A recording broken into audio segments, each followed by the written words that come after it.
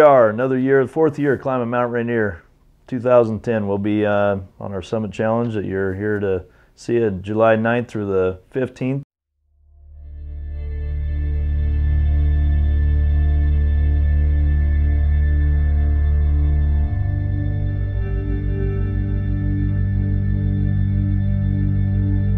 August 2nd, 2006, I was shot in the face.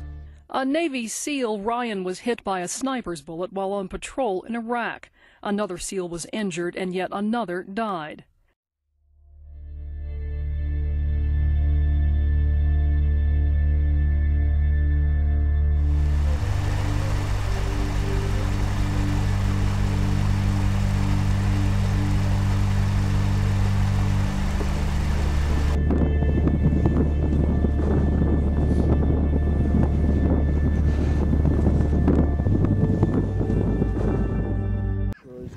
You worked hard.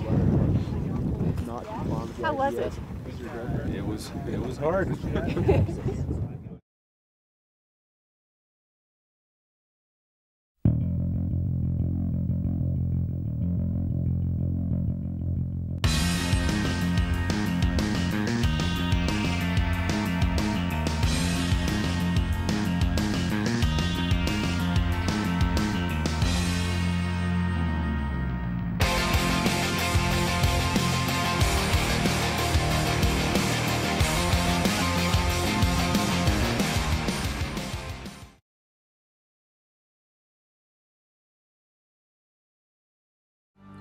Now heroes, and tonight the story of one Navy SEAL who refused to give up when quitting could have been the easiest option.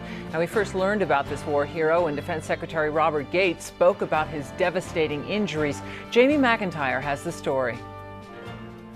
He's a SEAL, part of the Navy's elite special ops team, who took rounds from a machine gun in his face and arm in Iraq last year. Jason posted a bright orange sign on the door of his hospital room at Bethesda National Naval Medical Center. It read, "Attention to all who enter here. If you are coming into this room with sorrow or to feel sorry for my wounds, go elsewhere." The wounds I received in a job that I love, working with people that I love, defending the freedoms of people I love, and defending the freedoms of a country I deeply love. I will make a full recovery. This room you're about to enter is a room of optimism, fun, and rapid regrowth. If you can't handle that, go elsewhere. I'm never going to be back fully 100%, and that's something that you just learn to accept. You know, my goal is to get back 90%. And the doctor said you'd look like Brad Pitt when they were done? That's exactly what he said. So I think Brad Pitt may be a little jealous by the time all this is said and done. As for the 11 by 17 orange sign that put him in the limelight? Where is that piece of paper now? Did you keep it? Oh yeah, I have it at my house, and it's actually going to get framed. It's in the process of being framed, and it's going to hang in the wounded ward at Bethesda Naval Hospital.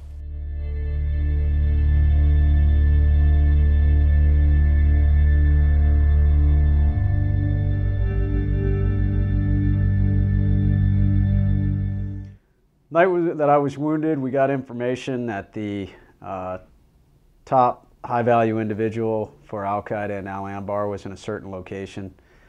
We fully expected heavy resistance. They waited until we were right on top of them before they opened up on us. So I actually, the way things were laid out, was one of the closest individuals forward when I had that when the PKC machine gun opened up on me. And I was only about 45 feet from that gun. And I got stitched pretty good, taking 2 rounds in the elbow at that point. I might have taken some rounds in my body armor, I'm not sure. I started to return fire. Everybody was returning fire.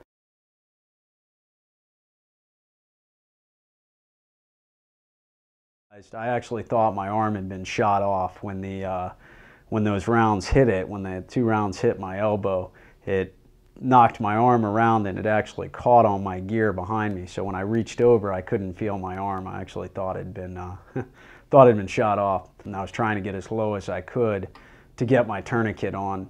And when I turned my body, started taking some more fire, and at that point I probably took a round in the face, which knocked me out. We brought in the medevac and we got everybody in there, and I'm happy to say I'm still here today.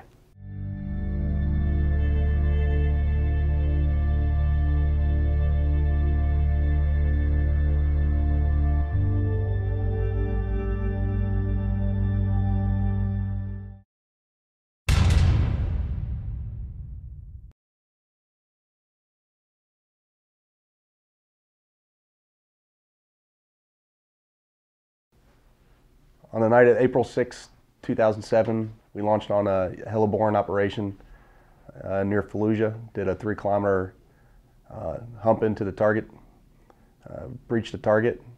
I entered a room.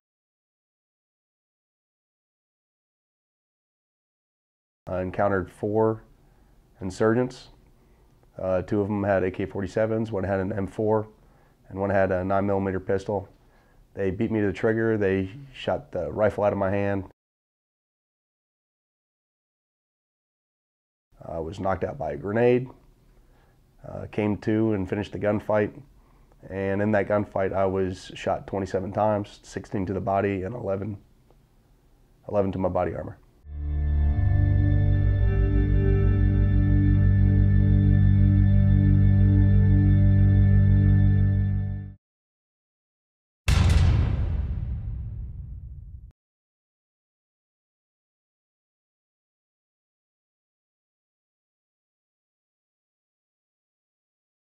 I started to drive down a berm and parked right on top of a pressure plate with 3 IEDs under it, and, you know, tossed me out of the truck. My gunner lost his arm.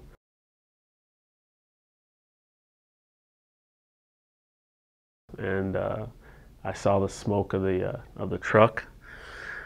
Heard Jeff screaming, you know, "Doc, I'm hit, Doc, I'm hit," and we're looking at his arm, and it was, you know, just shredded meat, and it was pretty high on his arm. So I took out a tourniquet and found his brachial artery and rinsed the tourniquet down between his bone. So his brachial artery is connected to my knuckle, the tourniquet, and his bone, and I just hung on for dear life. I continued to go in and out until the medevacs came and picked us up.